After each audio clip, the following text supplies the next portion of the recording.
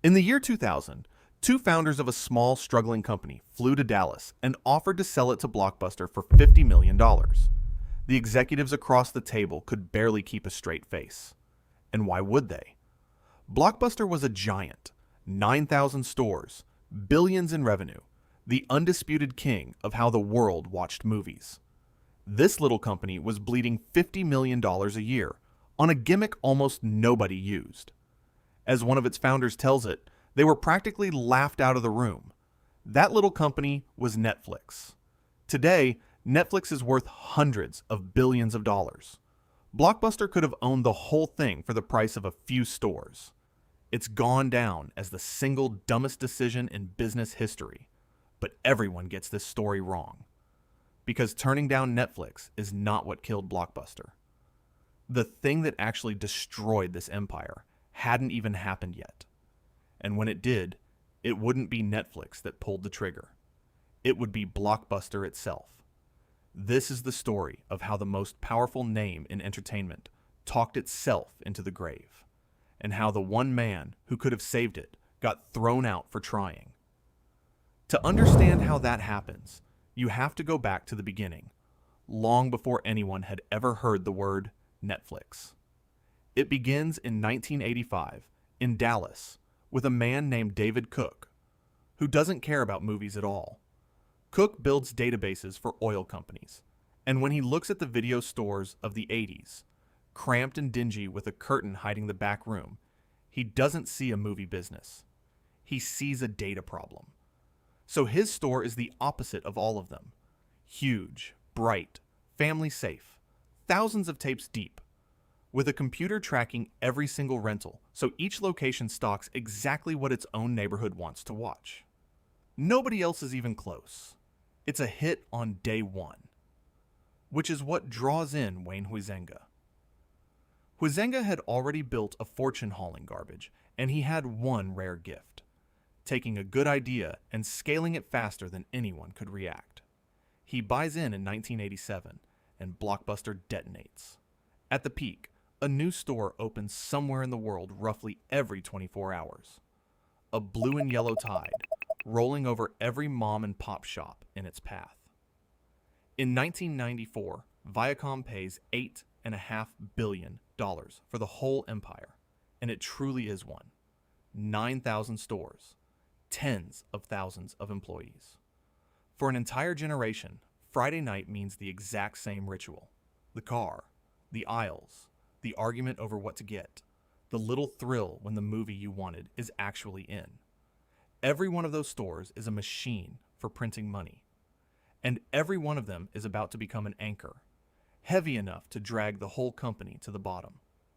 They can't see it yet, because right now, they're getting rich on the one thing that will eventually make the whole country glad to watch them fall. Late fees. Bring a movie back late. And everyone, sooner or later, brought a movie back late. And you paid.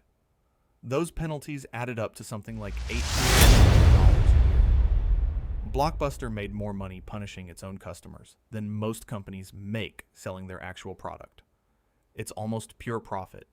It's also a slow poison. Nobody has ever paid a late fee and felt good about it. Each one is a tiny grudge, quietly filed away against the company. So Blockbuster is sitting on a golden goose that's steadily enraging the entire country.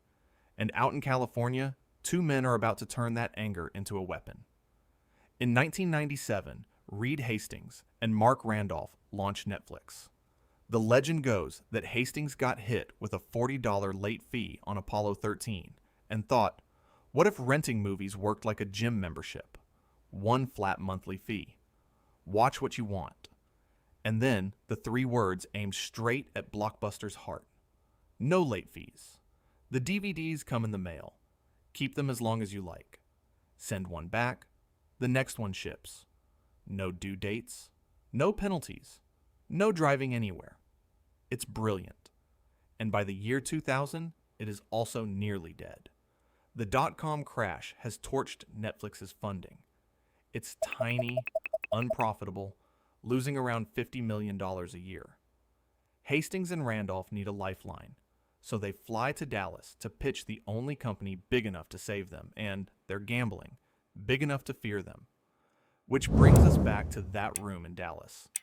By now, Blockbuster is run by a CEO named John Antioco, a sharp operator who'd already turned the company around once.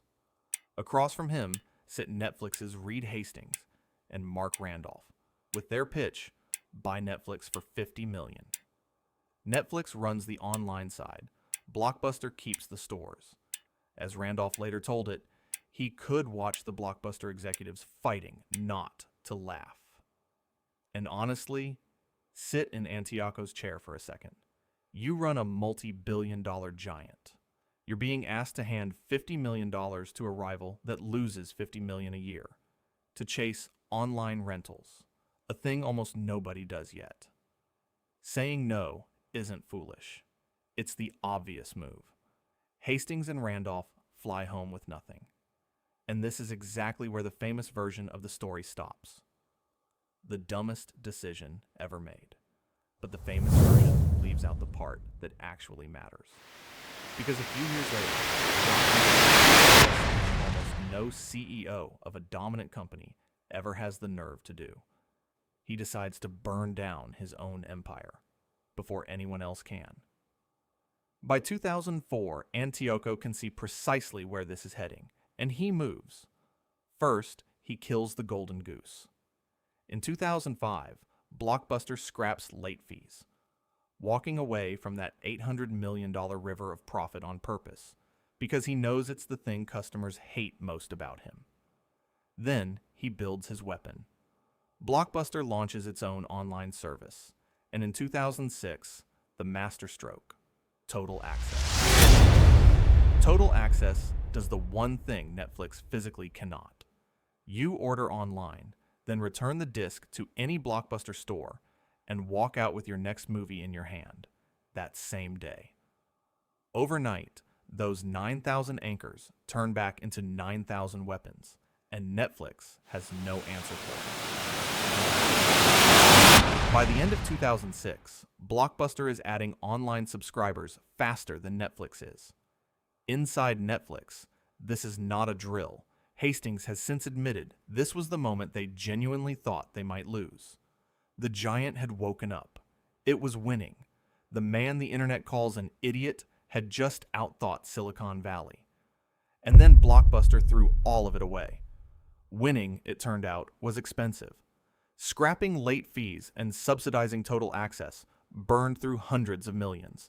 And that lit up the radar of Carl Icahn. Icahn is one of the most feared investors alive. He buys huge stakes and forces companies to bend to him. He'd loaded up on Blockbuster stock, he watched Antioco torch cash to fight Netflix, and he decided the CEO had to go. What follows is a boardroom knife fight that turns personal and comes to a head over Antioco's pay. In 2007, John Antioco, the one man who had actually cracked how to beat Netflix, is forced out the door. In comes his replacement, Jim Keyes, from 7-Eleven. Keyes looks at Total Access, cash-hungry, expensive, and winning, and sees only the expensive part. So he throttles it. Prices go up. The deal gets worse. And little by little, the late fees come back. Sit with what just happened. Blockbuster held the winning hand. It was beating Netflix at its own game. And it fired the architect and scrapped the machine to save money. Netflix couldn't have written it better. And then Netflix ends the war for good. It stops mailing discs altogether and starts streaming movies straight to your screen. No stores, no mailboxes, no waiting. After that, it's a landslide. The DVD business Blockbuster bled to protect simply evaporates. And those 9,000 stores finally do what anchors do. Rent, payroll, and debt all pulling down at once. On September 23, 2010, Blockbuster files for bankruptcy, close to $1 billion in the hole. 10 years earlier, it could have bought Netflix out of its spare change. The stores go dark, one region at a time, until a single Blockbuster is left standing on the entire planet. one store in Bend, Oregon. Half video shop, half museum of a world that doesn't exist anymore. Which leaves two final ironies. The small one first. After John Antioco was pushed out for spending too much to beat Netflix, he took some of his own money and bought Netflix stock. The man who saw the future got to watch it from the outside, as it made everyone but him rich. And the big irony is just a number. That company Blockbuster could have owned for $50 million is worth around $300 billion today. Roughly 6,000 times the price they laughed at. So the next time you hear the easy version, the idiots who said no to Netflix, you'll know the truth. They weren't fools. They saw it coming. They built the thing that could have won, and they held it in their hands. Blockbuster didn't die because it said no in that room. It died the moment it finally started winning, and decided winning cost too much.